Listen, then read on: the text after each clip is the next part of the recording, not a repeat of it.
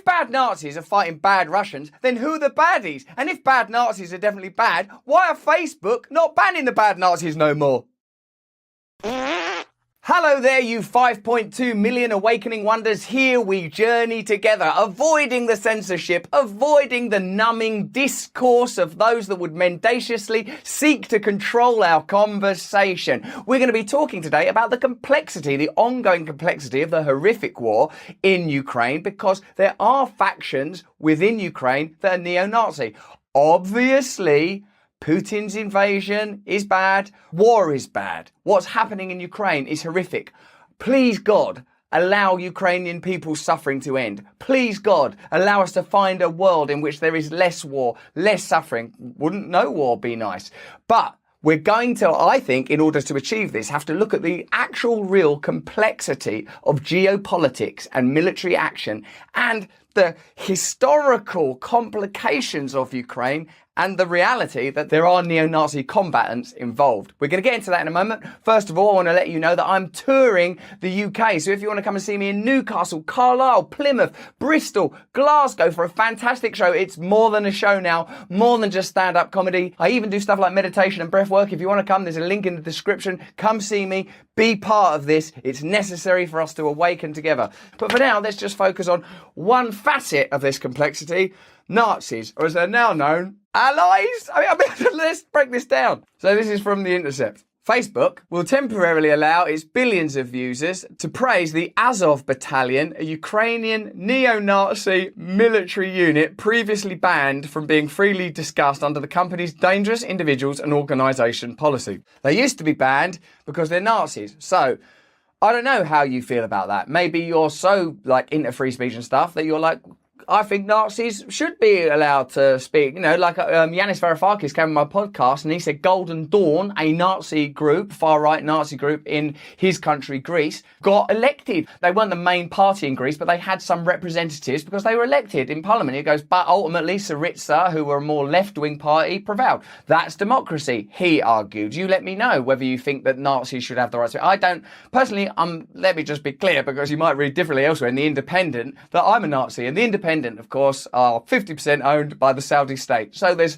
no doubt or complexity about their morality. So if Nazis are bad and we're banning Nazis, then what's going on now that we're not banning Nazis? Because there are no consistent values or principles like compassion, kindness, tolerance, allowance of people to communicate freely, allow democratic discourse to take place and allow people to collectively come to conclusions. Because there's nothing like that, just control.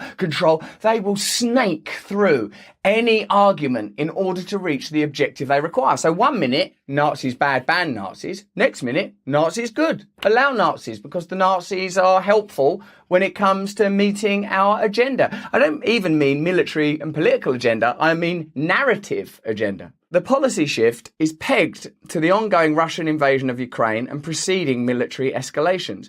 The Azov Battalion, which functions as an armed wing of the broader Ukrainian white nationalist Azov movement, began as a volunteer anti-Russia militia before formally joining the Ukrainian National Guard in 2014. Now, even white nationalism is often a response to the sense of ongoing external threat, which doubtless Ukraine has consistently felt because of its powerful neighbours, Russia, its former colonial overlord, and the pressure from NATO and the West. You can see how that might lead to a kind of nationalism. And given the ethnic history of the region, it would by default be white nationalism. So even that is bloody complicated. The regiment is known for its hardcore right-wing ultra-nationalism and the neo-Nazi ideology pervasive among its members.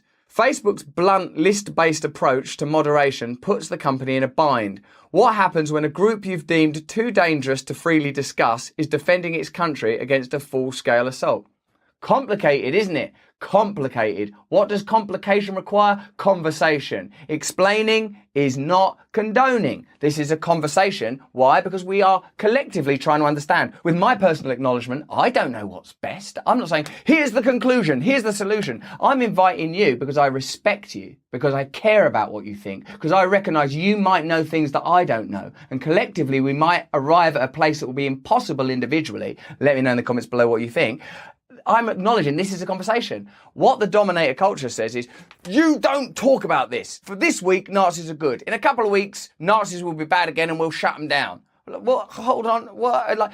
What I don't like is the yielding of authority. What I don't like is authoritarianism. And what I don't like is the total lack of values and principles at the core of this machine. This is Matt Taibbi, friend of the show. He says, Meta reportedly followed up their decision to unban the neo-Nazi Azov battalion with a mind-blowing decision to alter its hate speech policies to allow Facebook and Instagram users in some countries to call for violence against Russians and Russian soldiers in the context of the Ukraine invasion, according to internal emails seen by Reuters. I'm really sort of concerned about those companies and have been for a while, and I recognise the complexity of the fact that my information is conveyed to you via those companies, and that's the reality we find ourselves in. One of the regulations that I would have imagined could have been pretty consistent is anti-violent messaging. War is, of course, by definition, violence. So now discussion of violence has been permitted. I feel like it's an invitation to be even more critical of what their values and principles and governing ideologies are if they will change their policy to allow critique. Facebook are not going to impact the outcome of that conflict, but they will impact the conversation around that conflict. That's what's being controlled here. That's what's being controlled. These people are permitted to speak. We're highlighting that information. We're reducing that information. We're eliminating that information. They don't know what's right. They just know what's convenient to the pursuit of their agenda. So we're not even talking about what's right. We're talking about what's convenient to meet their objectives. We long ago reached the doublethink phase predicted by Orwell, where most of the population is conscious of double standards but ignores them effortlessly. I think we are aware of that now. What a genius Orwell was. We were caught up on the aesthetics, weren't we? The aesthetics suggested it would be a type of drab Eastern European communism that those of us that grew up in the 80s were familiar with. But actually what it's become is the saturating domination of linguistic management and technocratic authority, an authority that plants itself in your mind so you censor yourself, so you don't know who you are anymore. You are not allowed to communicate directly.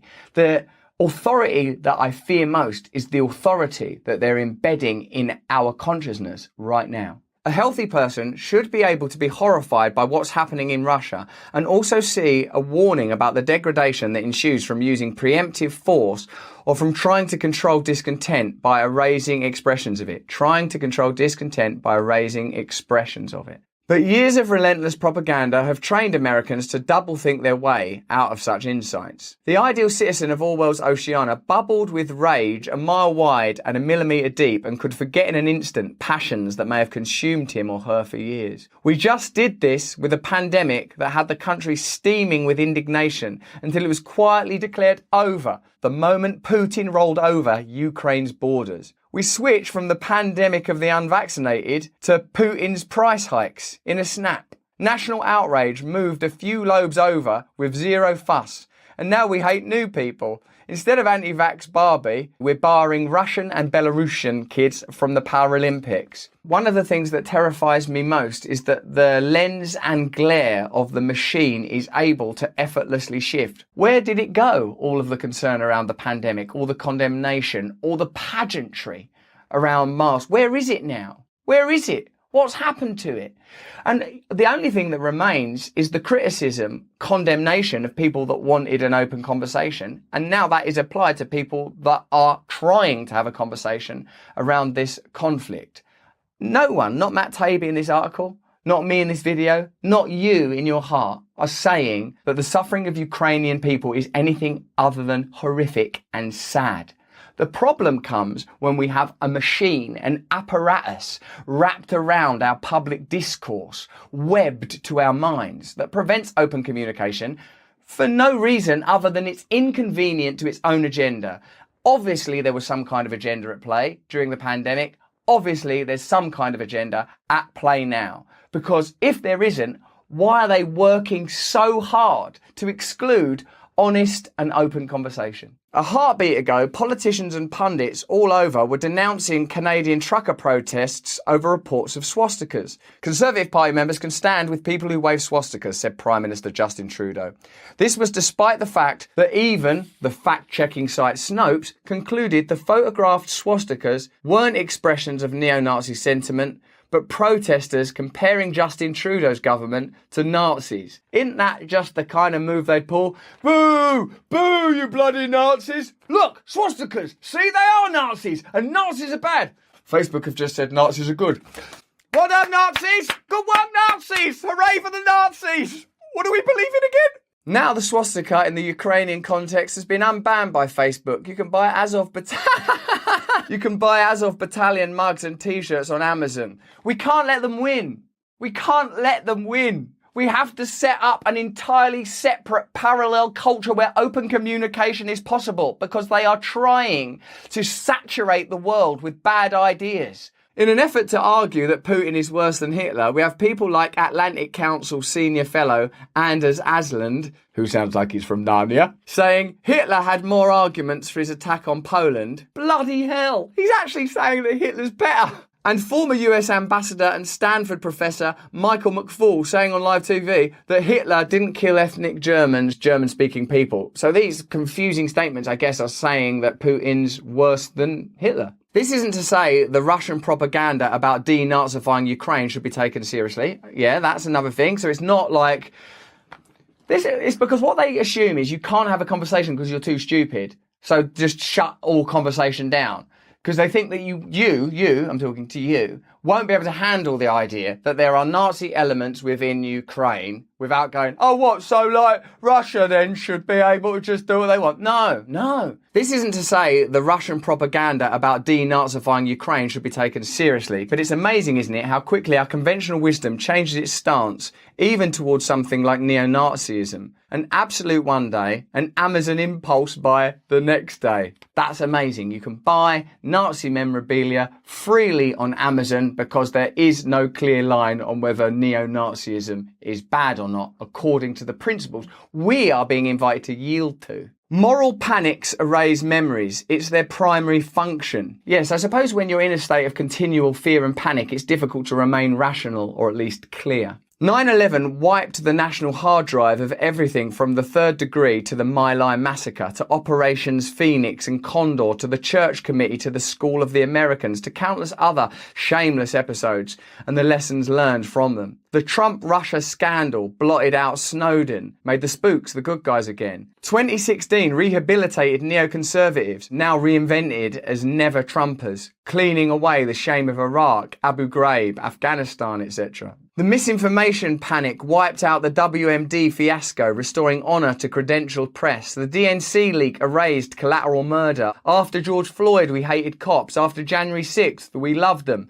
Ukraine now is openly being sold as a blue pill cure for everything that went wrong during the war on terror, including the recent defeat in Afghanistan. Realism is in disgrace, and leadership, regime change, and the universal appeal of freedom are back, only this time their primary backers are the upper-class cosmopolitan Democrats who marched against the simplistic freedom against evil plot neoconservatives tried to sell them 20 years ago. We're at the end of a 20-year cycle that has taken what was once the oppositional skeptic portion of the American population and seen them rallied behind the people they once hated the most. This has been accomplished by keeping us in a rage that always escalates and is never watered down by contradictions, thanks to the mastery of reality control, via an unending series of victories over your own memory. One of the things people talk about with social media is its ability to mine your attention and to control your behaviour. You can see now how the conversation in our culture is being used to manipulate being itself. Michel Foucault, a great French philosopher, pretty left-wing, talked about biopolitics, controlling life itself. Well, perhaps we've gone even deeper. Consciousness politics. What you're allowed to think, which I suppose is obviously an Orwellian idea, is being manipulated at scale.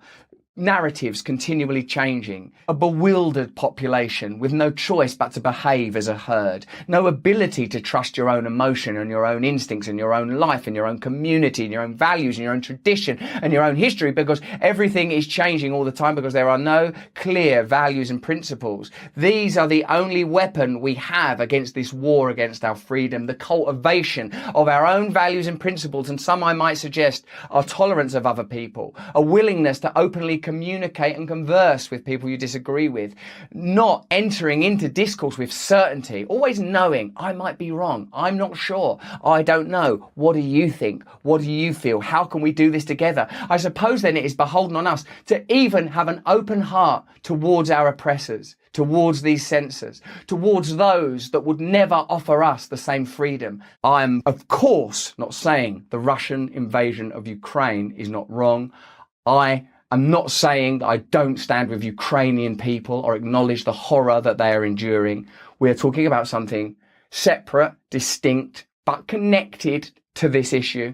The ability for people like you and me to speak freely, to communicate openly, to try to reach conclusions peacefully, and not to be afraid of our own thoughts and our own minds. The relentless parade of panics listed above, just a small sample, we've had dozens just in the last few years, make those victories easy. And every time we switch targets from Russians to neo-Nazis to cops to transphobes to insurrectionists to the unvaccinated to truckers and back to Russians again, the church of forgetting picks up new converts. Now free speech and peace advocacy are universally understood to be stalking horses for fascism. Once Russia invaded Ukraine, the cultural vocabulary was whittled to one compound thought, approximately this: Putin is the ultimate evil, we hate him, war is good, and peace undesirable, even if necessary.